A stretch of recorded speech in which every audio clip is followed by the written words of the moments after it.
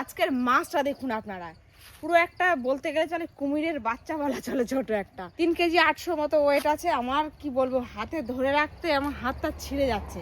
এই বস্তাটার উপর শোয়ালে বুঝতে পারবেন আপনারা এটা কত বড়। দেখুন চার চার 8 আর 10 আঙ্গুলের মাথা হবে সত্যি। এই যে আমার আরো বড় লাগবে হাতটা আমার যদি হয়। তোমার হাতের সাইজের হিসাবে মাথাটা কত বড় দেখেছো? অনেক বড়, অনেক বড়। আর এই মাছটা কিন্তু একদম জ্যান্ত ছিল। পিঠের এইটা দেখুন কত পুরু। হ্যাঁ, ছোট ছোট মাছগুলো এগুলো কি পাতলা হয়, আমরা কেটে কেটে ফেলে দিই, এর কিচ্ছু ফেলা যাবে না। আর এই কান মাছটা কি বলবো, যখন মানে তুলেছে তখনও নাকি জ্যান্ত। এটা আমরা আমাদের বাড়ির পাশে মানে কাছেই একটা ঘাট আছে, সেইখান থেকে এনেছি। ওই সর্দার মোড়ের ঘাট বলে ওইটাকে সবাই, ওইখান থেকে নৌকা উঠেছে, সেইখান থেকে কিনে নিয়ে এসেছি।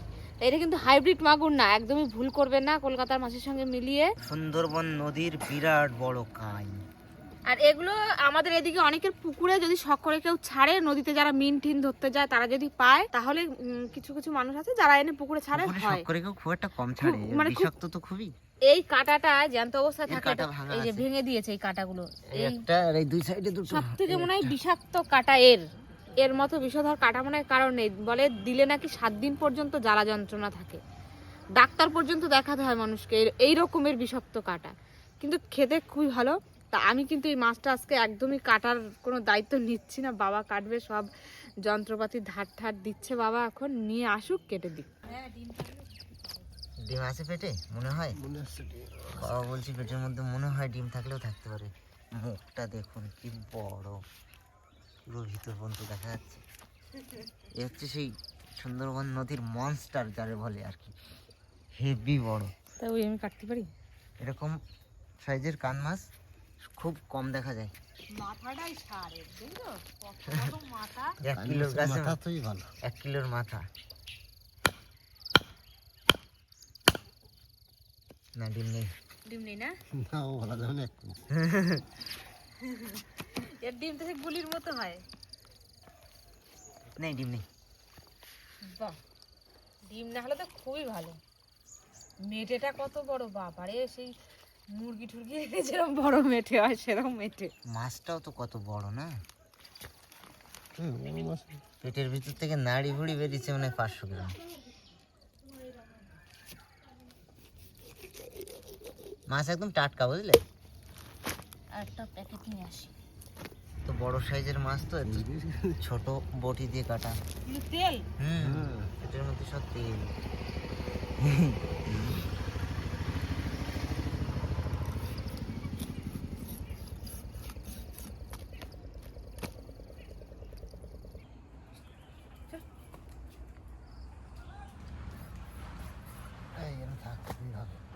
মাথা তো 1 কেজির উপরে, 1 কেজির উপরে হয়ে যাবে না মাথা। এই যে কোনো ইয়ে নেই, আর মাছ কাটতে আজকে দা বটি পুরুল সব লাগতেছে। মাছ এত বড় মাছ তো কাটতে একটু ঝামেলা হয়। এই কাটটা ওই পাশে পাঠিয়ে দাও, এই পাশে।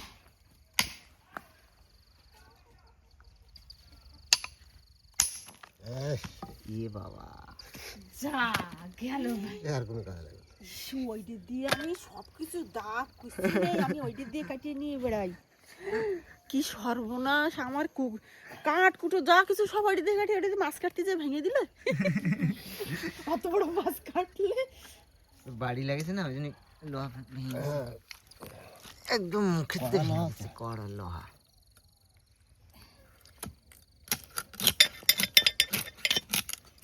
একটা গাড় বোঝা একটা গামছা দিয়ে নিয়ে বসতে হতো।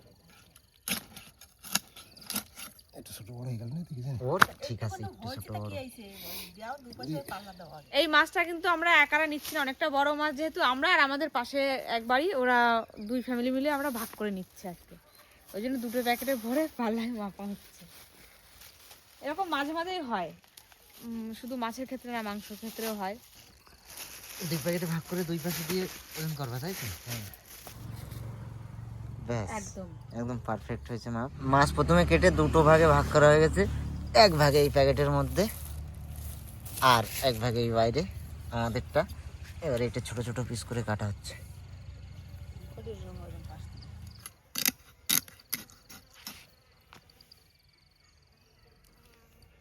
কাটতে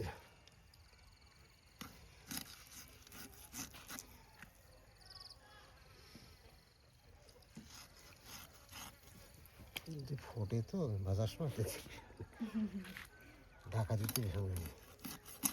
পড়বে তো অবশ্যই। মাছটা তো দুই বাড়িতে ভাগ করে নিয়েছি, ভাগ করার পরেও কতটা কতটা করে যে মাছ হয়েছে তা আপনাদের কি বলবো। তো এইখানে কিছুটা মাছে আমি নুন হলুদ আর সর্ষের তেল মাখিয়ে রেখে দিয়েছিলাম। এই মাছই কিন্তু আজকে রান্না হবে বন্ধুরা। তা সবজি টবজি দিয়ে রান্না করার থেকে এই মাছ সিম্পল আলু দিয়ে আদা জিরে বাটা দিয়ে যেরকম ঝাল রান্না করি আমরা, সেরকম রান্না করলে কিন্তু বেশি ভালো লাগে। তো এখন মাছগুলো ভাজা বসিয়ে দিই, এক্ষুনি বাজি ফাটা শুরু হয়ে যাবে, আপনারা দেখার জন্য প্রস্তুত হয়ে যাবেন। তেল দিয়ে দিই, অল্প দিই, বেশি তেল দিলে বেশি বেশি ফুটবে জমের।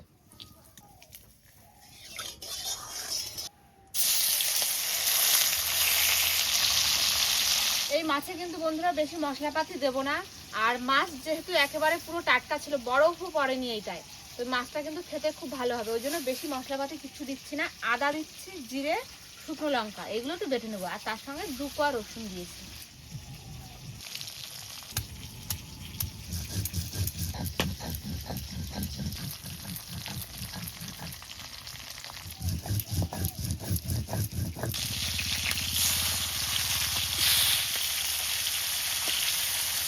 বাবা দেখো তেল বেরিয়েছে, দেখছো?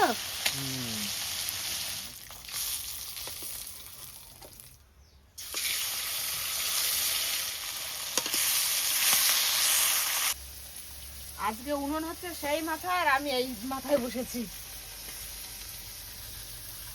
উনুনের 4-5টা তেল ছিঁড়ে ছিঁড়ে যা হয়েছে না।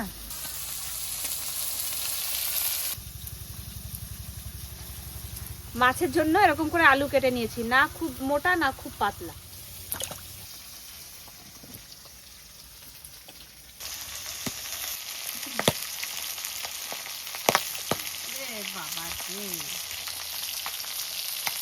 মাছ খেতে গিয়ে চোখ মুখ টানা হয়ে যাবে মানুষের। শুধু উনুনে 4-5টা কি হয়েছে শুধু সেটা দেখো না। তাই তো বলছি, মেরে রাস্তে হালকা হুয়া বাজি। এবার ভয় ভয় আরেকবার যাবো, যদি উল্টোতে পারি উল্টোবো, না উল্টোতে পারি না উল্টোবো। বহু যুদ্ধের পর মাছ ভাজা করা শেষ করলাম। তার তেল যা দিয়েছিলাম ততটুকুই আবার কড়াইতে থেকে গেছে, আলুগুলো ওই তেলে ভালো করে ভেজে নিই। আলুর মধ্যে একটু লবণ হলুদ ছিটিয়ে ভালো করে ভেজে নিই।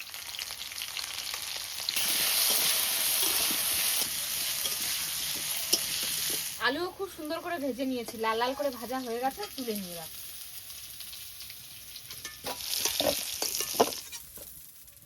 এই কড়াইতে যা তেল আছে কিন্তু সব মাছের তেল, তার তেল আর পাল্টালাম না, ওর মধ্যে একটু সর্ষের তেল দিয়ে দিচ্ছি অল্প করে।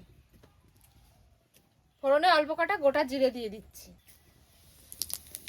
ফার্স্টেই দেবো কেটে রাখা টমেটো।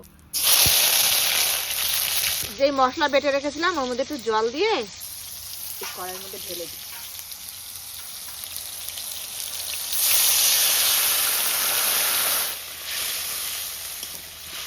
এরপরে লবণ আর হলুদ দিয়ে ভালো করে কষিয়ে নেব। অল্প একটু ধনের গুঁড়ো দিয়ে দিচ্ছি।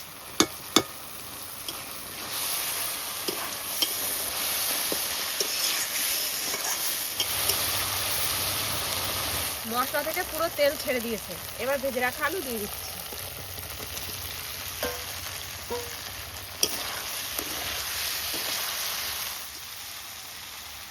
সব কিছু ভালোভাবে কষানো কমপ্লিট, এবার জল দিয়ে দিচ্ছি।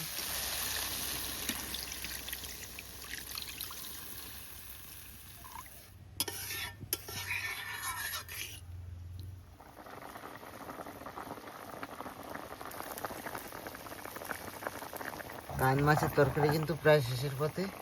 গরম মশলা বাটা চলছে, এর ভিতরে এখন মাছ দেবে, দিয়ে গরম মশলা দিয়ে নামিয়ে দেবে, তাই তো? হ্যাঁ, সাদা মাছ কিন্তু একটু নরম নরম হয়, তরকারি মানে যখন নামাবে তার 2-4 মিনিট আগে দিলে হয়ে যায়। আর এই মোটা চামড়ার মাছ একটু আগে আগে দিলে ভালো হয়, ফুটে তরকারির সঙ্গে মিশবে।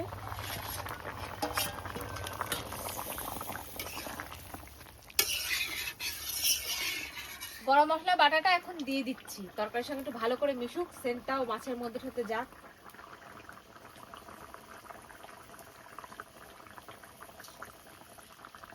দুটো একটা আলু একটু ভেঙে দিই।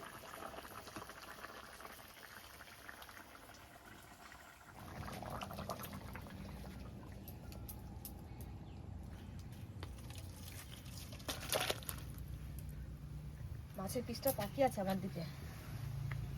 তাকাক, যখন খাওয়ার সময় হবে তখন অন্যদিকে তাকিয়ে যাবে, আবার ঘুরে যাবে তাকানো। না না, দেবো তো আমি। এই মাছ দেবো, আলু দিয়ে কান মাছের ঝোল। ব্যাস থাক, আর দিও না। আমার থালা তো পুরো ভরে গেছে, কোথা দিয়ে শুরু করবো বুঝতে পারছি না।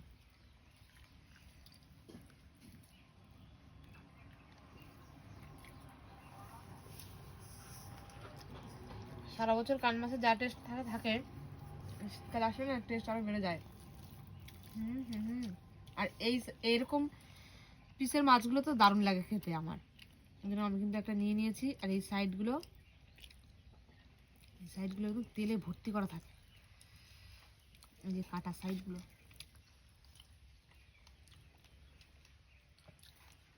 খাই দেখো একটু।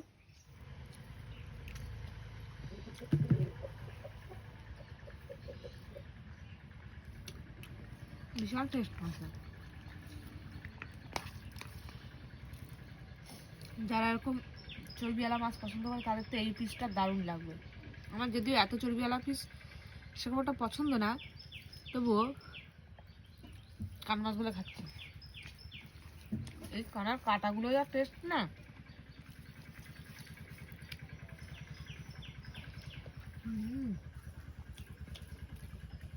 তুই মাছ ভাজা খাচ্ছিলি, ভালো লাগছিল তোর?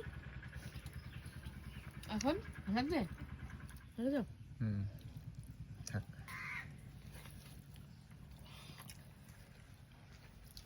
তোমার মাথায় দেখি প্রত্যেক দিন পুষ্পবৃষ্টি হয় খালি,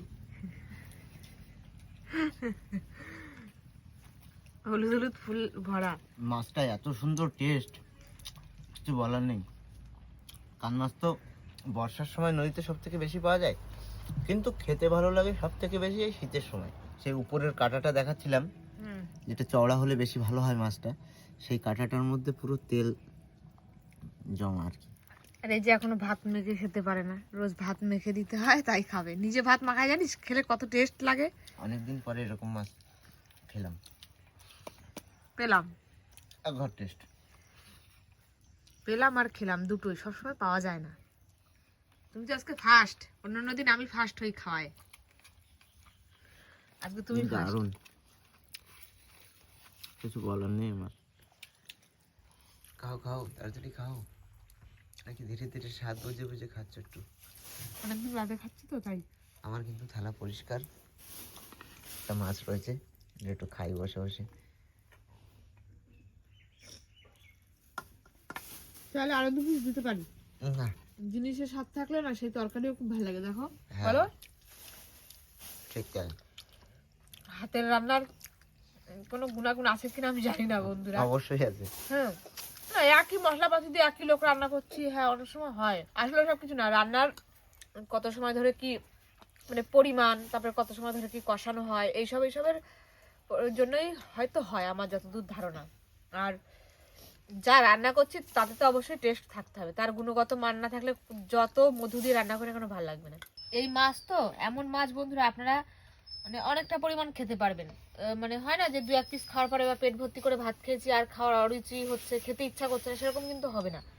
এটা খুব সুন্দর, মানে যে মাছ ভালোবাসে না সেও মনে হয় 4-5 পিস খেয়ে নেবে। আর যার মাছ ভালো লাগে তার তো কি বলবো, সে একবারে মনে হয় 500-700 খেয়ে নিতে পারবে। এই মাথাটা যে লাগলো না, এর মধ্যে দিয়ে শুধু হেভি অমৃত স্বাদ বেরোচ্ছে। তা বন্ধুরা, আজকের মতো আমরা ভিডিওটা এখানেই শেষ করছি। কেমন লাগলো আপনাদের অবশ্যই কিন্তু কমেন্ট করে জানাবেন। আর এই মাছের বিষয়ে কি বলবো, কিচ্ছু বলার নেই আমার। জাস্ট একটা অসাধারণ মাছ, আর খেতেও অসাধারণ। তো যদি কখনো পান এইভাবে রান্না বান্না করে খেয়ে দেখবেন। তবে হ্যাঁ, আবারও একটা কথাই বলবো, ওই হাইব্রিড মাগুরের সঙ্গে কিন্তু গুলিয়ে ফেলবেন না। তো দেখা হচ্ছে আবারও খুব তাড়াতাড়ি নতুন একটা ভিডিওর সঙ্গে। আর আমরা তো এই সময় এখন চাষবাসের কাজে খুব ব্যস্ত, ওই জন্য ভিডিও একটু লেটে আসছে বুঝতে পারছি। তো কি আর করা যাবে, মানিয়ে গুছিয়ে নিয়ে দেখবেন। দেখা হচ্ছে আবারও একটা নতুন ভিডিওর সঙ্গে। তো সময়ের জন্য সবাইকে টাটা, সবাই ভালো থাকবেন, সুস্থ থাকবেন।